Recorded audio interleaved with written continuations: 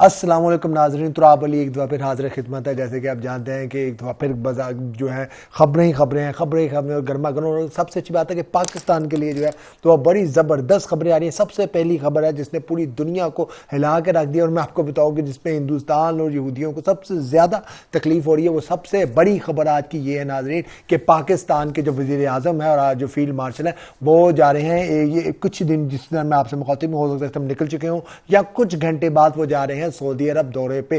जी हाँ, ये बहुत ही इन हालात के अंदर जो है बताया जा रहा है कि अहम दौरा तस्वुर किया जा रहा है, और इस पे उस दौरे पे बताया जा रहा है कि वो ऐलान करेंगे वहाँ पे, और पूरा का पूरा एक रोड मैप जो है वो रोड मैप देंगे। और जिसके बाद जो है पाकिस्तान जिसके हवाले दूसरी बेस भी की जाएगी, जो एक अमेरिकन अड्डा है वो भी दूसरा अड्डा है, तीसरा अड्डा पाकिस्तान के हवाले किया जाएगा। और पाकिस्तान वहाँ पे सबसे बड़ी खबर ये नाज़रीन कि पाकिस्तान वहाँ पे एक नहीं दो नहीं तीन नहीं पूरे 50,000 पूरे कितने पूरे 50,000 फौजी अपने वहां पे तैनात करने जा रहा है। मैं देख रहा तो कुछ भारतीयों को बड़ी तकलीफ हो रही थी कि ये क्या हो रहा है वो क्या हो रहा है। भाई क्या हमारा उनके साथ डिफेंस पैक्ट है, पहले ही हमारे 8-10 हजार फौजी वहां तैनात थे, अब 13,000 हमने मजीद भेजियां, और बताया जा रहा है कि अगले ही कुछ महीनों में जो है ये 27,000 मजीद भेजेंगे। तो टोटल पाकिस्तान वहां पे पूरे सऊदी अरब के अंदर जो है 50,000 फौजी जो है वो तैनात करेगा। और जो है वो भारतीय मीडिया तो ये भी क्लेम कर रहा है कि वहां पर उन्होंने शहीन पहुंचा दिए हैं, गौरी पहुंचा दिए हैं, और अब उन्होंने तुन देना है इसराइल को।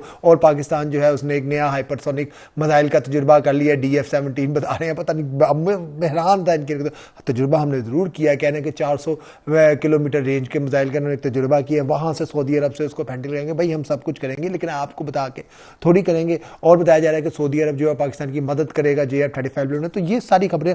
दूसरी बड़ी और अहम खबर नाज़रीन ये है कि ट्रंप बहादुर साहब जो थे उन्होंने जो बड़ा ऐलान किया था कि मैं अपना हरमज बंद कर दूंगा, मैं ये कर दूंगा, मैं वो कर दूंगा, जिसने आपको पता ना मदर शाह की तरह सुबह के टाइम बड़के देते हैं, रात के टाइम फिर वो कुछ हो रहे रहते हैं। और अब तो बाकायदा पूरा सोशल मीडिया इस बात पे मुतफिक हो गया कि ये ट्रंप साहब जो है there is a method in this madness, इसे कहते हैं। वो ये है कि ये जानबूझ के फारूक अकल आदमी जो है जानबूझ के पैसे कमाने के लिए, एशिया की मार्केट गिराने के लिए वो इस तरह के बयान देता है। जब एकदम जो है वो स्काई रॉकेट करती हैं जो मार्केट है, पेट्रोल की मार्केट है, स्काई रॉकेट करती है, क्रैश करती है एशिया की मार्केट। फिर शाम के टाइम जब मंडे जहाँ पे अमेरिका के अंदर दिन होने वाला होता है, फिर अपने करीबी जराए से जो है वो व्हाइट हाउस से लीक करवाता है कि नहीं नहीं अभी तो बात हो रही है, अभी तो बात चल रही है, ताकि जो है वो पेट्रोल की कीमतें दोबारा नीचे आ सके। तो पूरा सट्टेबाजी चल रही है। कहा यह जा रहा है कि कोई भी जब इसने फारग होना है इसके मुतालिक जो है इसको वहां पे अच्छा ठीक ठाक ट्रायल होगा कैसे व्हाइट हाउस में बैठ के जो है वो सट्टा खेला जा रहा है। और एक और बड़ी खबर यह है कि नाज़रीन कि चीन और रूस खुलकर ईरान की हमायत में वो आ चुके हैं। चीन ने जो है इब्न हुर्मुज़ बंद करने पर साफ साफ ट्रंप का मुंह तोड़ जवाब दिया उनके वज़ीर दिफा ने।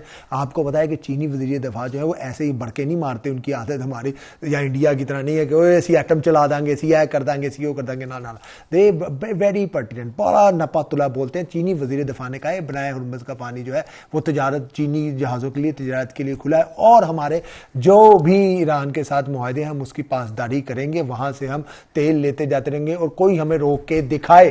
ठीक है, तो अब अगर ट्रंप बहादुर में हिम्मत है तो आए, रोके, करे, फिर चीन इनको बताता है। दूसरी तरफ रूस ने भी कह दिया कि ये ईरान के साथ जो मामला है मुज़ाकरात का, ये अभी चैप्टर क्लोज नहीं हुआ, ये बड़ा संजीदा मामला है, और खुल के उसकी यूरेनियम की जो है वो हमायत जो है वो ईरान कर रहा है। और तीसरी खबर नाज़रीन अहम बड़ी खबर यह है जो वाशिंगटन पोस्ट भी दे रहा है, जो आप ये कह लें कि न्यूयॉर्क टाइम्स ने दे दी है, राइटर्स के अखबार ने खबर दी है कि 22 अप्रैल, जी नाज़रीन 22 अप्रैल को दोबारा पाकिस्तान इसी सरजमीन पे जो है वो मुज़ाकरात होने जा रहे हैं। किसके? ईरान के और अमेरिका के। और ये कौन करवाएगा? पाकिस्तान ही करवाएगा। हो सकता है कोई बड़ा जोर लगा रहे हैं कि वेन्यू बदल जाए, क्या पता पाकिस्तान आपको फेवर दे दे, किसी को वेन्यू बदल दे।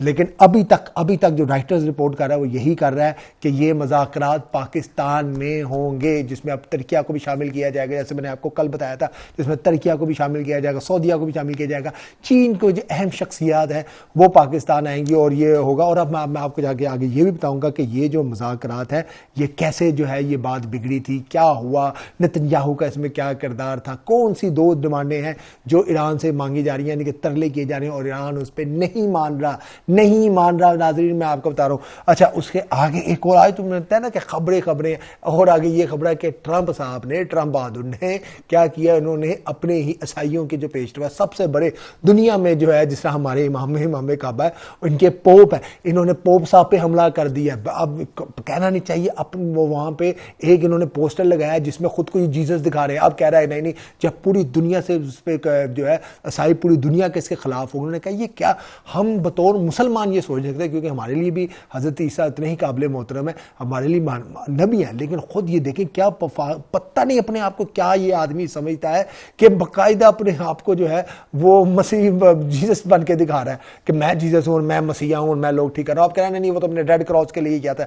नहीं भाई, तुमने जिस पर्पस के लिए किया था सबको पता है। अब देखना इस इंसान के पागलपन की ये निशानी है। और अब वहां के अमेरिका के अंदर एक बात बहुत ज़्यादा ज़ोरों शोर से जो है वो छिड़ चुकी है कि यार ये आदमी स्टेबल नहीं है, इससे हथियार लिए जाएं। और कांग्रेस जो है इन दिनों में कांग्रेस है एक इसके खिलाफ रेजोल्यूशन ला रही है, जिसके बाद इसकी जो है पावर्स वो विड्रॉ हो जाएंगे। नाज़रीन, अगर इसको वीटो करता है, वो उस वीटो को भी चैलेंज करने का तरीका है। अदालतें भी इसके खिलाफ खड़ी हो रही हैं। पूरी दुनिया में जो एक माहौल है वो इसके खिलाफ जो है वो बन चुका है। अच्छा, अब आते हैं ये खबर, पहली खबर की तरफ अपनी, कि अब जो ट्रंप जो पाकिस्तान है उसने ये हमारे वज़ीर आज़म साहब और फील्ड मार्शल साहब जा रहे हैं किधर, सऊदी अरब और तुर्की के दौर पे। इन हालात में ये बहुत ज़रूरी और बताया जा रहा है। और जो खबरें आ रही हैं डिफेंस, क्योंकि अभी ज़ाहिर बात है हम सारी खबरें तो दे नहीं सकते, जहाँ हमारे पास होती नहीं है, मैच्योर नहीं होती। अभी खबर नाज़रीन, बड़ी खबर ये है कि तुर्की, मिस्र और सऊदी अरब, पाकिस्तान, इन 4 ममालिक का, क्योंकि अब ये फैसला हो चुका है कि इनका एक जो है वो इत्तेहाद बनना है। अच्छा, इसमें पाकिस्तान की फौज सबसे ज़्यादा स्ट्रॉन्ग है, तुर्की के पास हमसे थोड़ी बहुत ही बेहतर आप ये कह लें टेक्नोलॉजी है। तो पाकिस्तान जो है अब जो है इनके साथ मिलकर एक इस मुस्लिम नेटो का बुनियाद बताई जा रही है कि ऐसे हो, अल्लाह करे हो जाए, हम तो चाहते हैं कि वो बुनियाद जो है रखने जा रहा है, इनको भी मजबूत करेगा। अगर तो ये हो जाता है, ये बहुत ज़बरदस्त पाकिस्तान को तुर्की में भी एक्सेस मिल जाती है, क्योंकि बताया जा रहा है कि जितने भी अड्डे हैं वो वहाँ पर, आपको कल भी मैं आपको बार बार कह रहा हूं कि अड्डे जो है वो खाली करवाए जा रहे हैं। दूसरी जगह आप ये देखें कि इन हालात में पाकिस्तान ने क्या किया, एक दफा आज फिर पाकिस्तान ने सऊदी अरब का और ईरान का राब्ता करवा दिया है, और आपस में उन्होंने सोचा कि आओ यार मिल के फैसला करें, अब इस खित्ते का करना क्या है।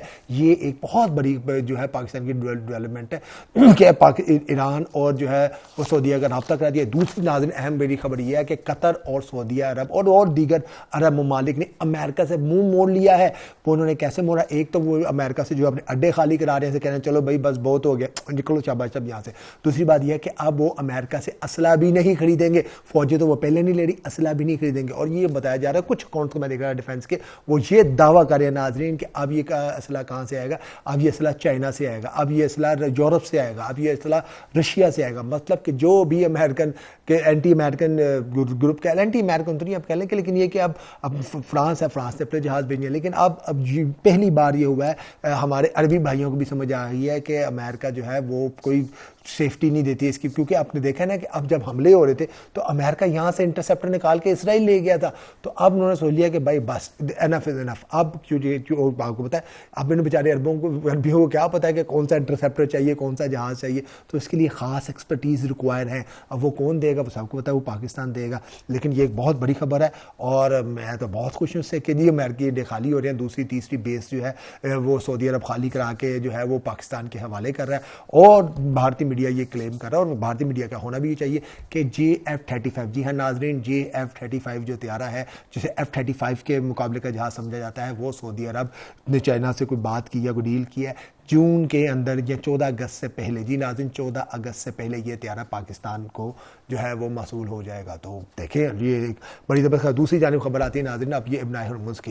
इब्न हर्मुज़ ट्रंप साहब को बड़ा शौक चढ़ा हुआ था ना कि मैं जो है वो बंद कर दूंगा, चीन का हुक्का पानी बंद हो जाएगा। देखिए इब्न हर्मुज़ से होना क्या था, अगर ये इब्न हर्मुज़ बंद करता, मैंने आपको कल भी बताया था कि ईरान रेड सी बंद कर देता, पूरी दुनिया की जो एनर्जी है, जो तेल है, उसका 40-50% जो है वो इन 2 गुजरगाहों से होकर गुजरता है, ठीक है, वो बात बंद कर देता, पेट्रोल की प्राइसेस क्या जाती है, यूरोप के अंदर पेट्रोल का क्राइसिस आ जाता है, खाली पेट्रोल उसके बाद ही और भी कई चीज़ें जाती हैं यहाँ से।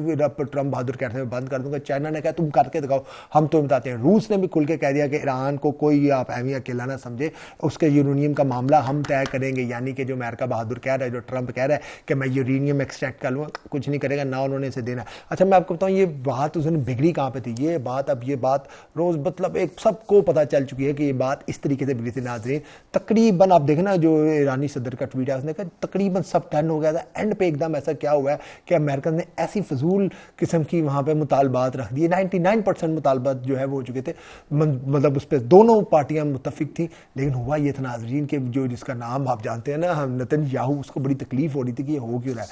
हुआ ये कि अच्छा अब आप ये देखें कि ये इन्होंने बहाना क्या बनाया है कि अमेरिका ने जो ईरान जी है न्यूक्लियर पावर नहीं बनेगा।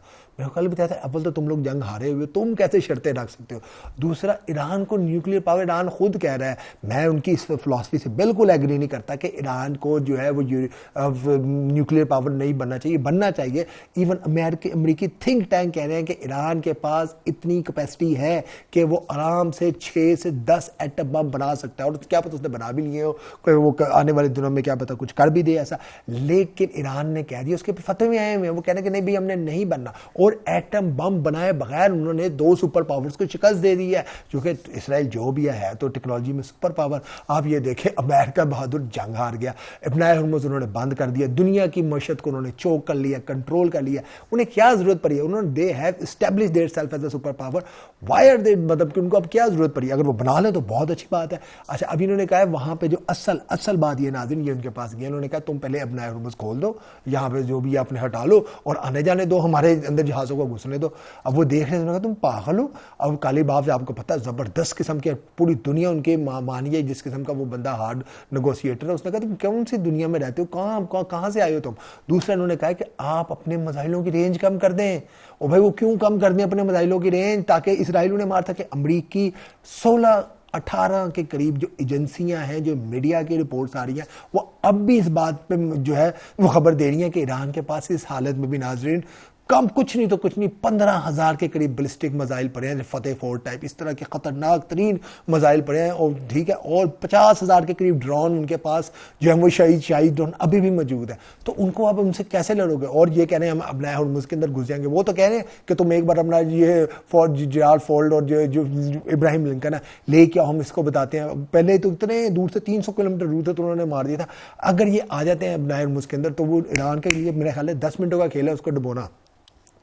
तो ये जो 2 शर्तें आई ईरान ने से बिल्कुल इनकार कर दिया। उन्होंने कहा इधर नहीं है। अच्छा आप देखा जेडी वैंस कह रहा था हमने शर्तें रख दी हैं, हम अब ये ईरान पे है।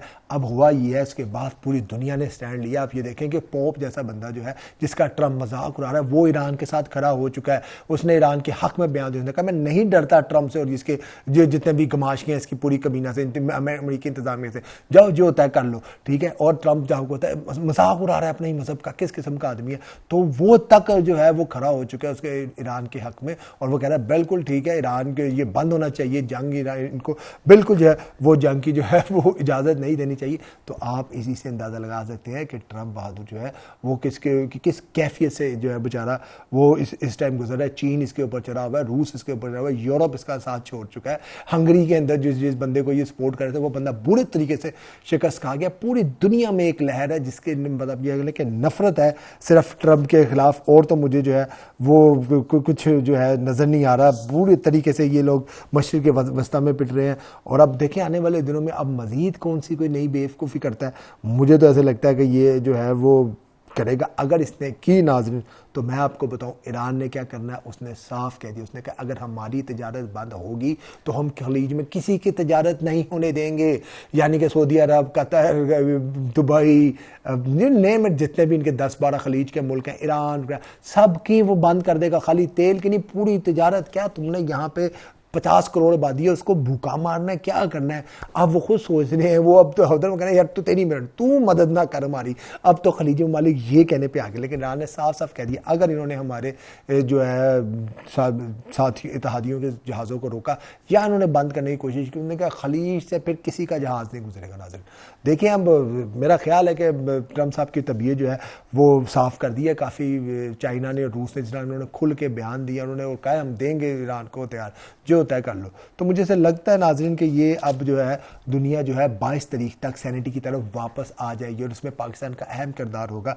हो सकता है कि इस बार GD वैंस ना है, लेकिन अहम जो अमरीकी शख्सियात हैं, ईरानी शख्सियात, जो अमरीकी शख्सियात हैं, ईरानी शख्सियात हैं, चीनी शख्सियात हैं, वो पाकिस्तान आए। तो ये आज की बड़ी खबरें हैं और हमें इसको सेलिब्रेट करना चाहिए बतौर कौम। और ये हो रहा है और पाकिस्तान में हो रहा है। और इसके साथ ही आप अपना बहुत ख्याल रखें। अगर जैसे जैसे खबरें आती जाएंगी हम आपको देते रहेंगे। और जैसा मेरा आपसे वादा है कि मैं आपको पूरा एक बताऊंगा कि किस तरह जो है पाकिस्तान को इस जंग से अरबों डॉलर का फ़ायदा होने जा रहा है। क्योंकि दुनिया में अब सिर्फ और सिर्फ नाज़रीन मैं आपको बता दूं उन ममालिक के अंदर इन्वेस्टमेंट होगी, उन ममालिक में लोग अपना पैसा लेके आएंगे जिनके पास न्यूक्लियर पावर होगी, जिनके पास एटम बम होगा।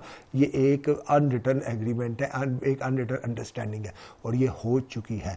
तो इसके साथ ही मुझे आज के व्लॉग से इजाज़त दीजिए और अपना बहुत ख्याल रखिएगा। शुक्रिया।